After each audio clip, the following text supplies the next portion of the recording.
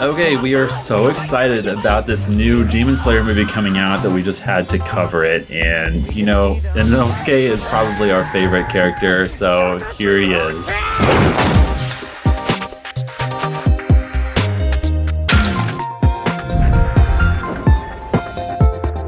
Okay, so here he is, and we're gonna do Inosuke's boar head. So let's get started. Cool, and if you guys want to follow along, as always, you're welcome to get a bucket of your own airdough in the links below.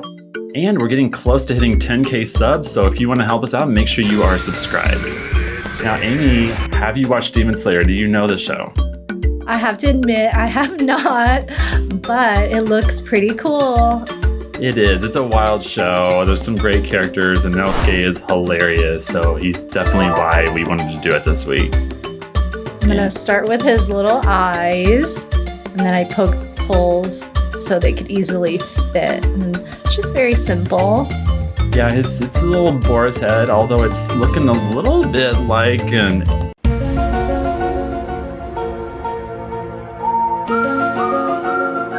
He looks like an alien, but I promise you, it's gonna come together. I trust you. And this is more of his eyes, I take it. Yes. So do you know anything about Demon Slayer? Yeah, I mean, it's basically, it is a show about slaying demons. As you would guess. Yeah, they're definitely trying to, fight good against evil, as you would expect. But Inosuke is kind of like this outdoorsy, almost like they call him a country bumpkin because he's not used to living in society with other people, and he doesn't really know what everything is all the time. Yeah, isn't he like a pretty boy? Yeah, he is a very beautiful man, but he kind of likes to hide it, and that's why he's wearing this boar's head mask. So he kind of keeps that behind wraps. He's trying to be modest, and wasn't he raised by boars or?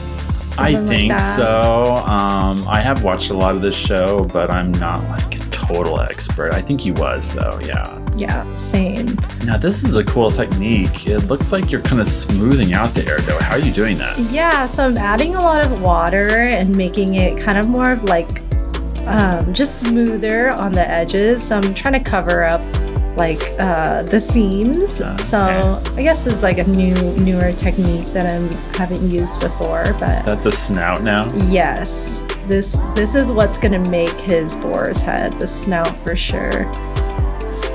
So I'm using little pieces to hide the seams and just adding a lot of water and just smoothing out as much as I can. Yeah, you're using a really cool organic technique this time. I like it.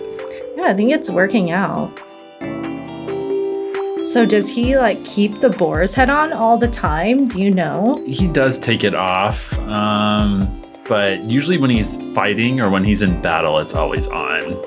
Yeah. Okay, he's got to cover up that pretty face of his. Yeah, he just likes to fight. He's sometimes confused about how the world works, but he's great to have on your side if you're ever in trouble, that's for sure. Yeah, he seems like a tough guy. All right, so you're doing some mixing here. Are you making a snout? Yes, I wanted a really nice shade of pink. So I did a little bit of red, white, and this nice purple that comes in the bucket. Just so it's brighter. Making a little triangle and then making these huge nostrils that he has.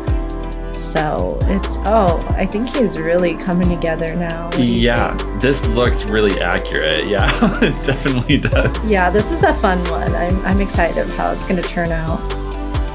Now, what do we got here? So I'm doing his ears, and the tips are kind of like an ombre.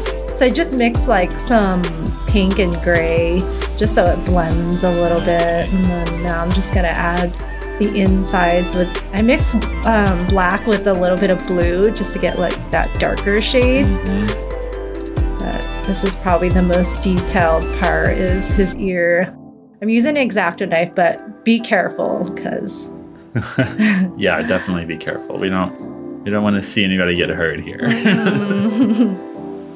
And that looks amazing. That little hair detail you're putting. Yeah, I love adding the little details, even on his eyebrow part too. Oh, this is the most fun part. So I'm adding like the fur. I'm just gonna roll out a bunch of logs and then flatten them out. But it's kind of like his little fur coat. I see. Okay. So you're going to kind of do it like in layers around the base. Yeah, I could cut out a lot of little tiny pieces, but we're not going to do that. I'm just going to simplify it and cut out. Okay. It's a little more time consuming, but that's okay. It looks tedious, but yeah, we get it done. Yeah, this part for sure, I'm going to smooth out the seams to blend in his fur to make it look a little more convincing. Yeah, it's interesting. With airdough, there's so much cool techniques you can create with water. You can use water like glue to stick things together, but also like Amy's doing here, you can use it to kind of smooth out seams and surfaces and make it look really slick and seamless. Mm-hmm. Yeah, my tool is really helping me. I'm just pushing all the seams out, really, just flattening it out as much as I can. But yeah, water is definitely your best friend when it comes to airdough. And then this is the last layer in the back, just to add a little more dimension. Very cool. Looks like you're almost done here.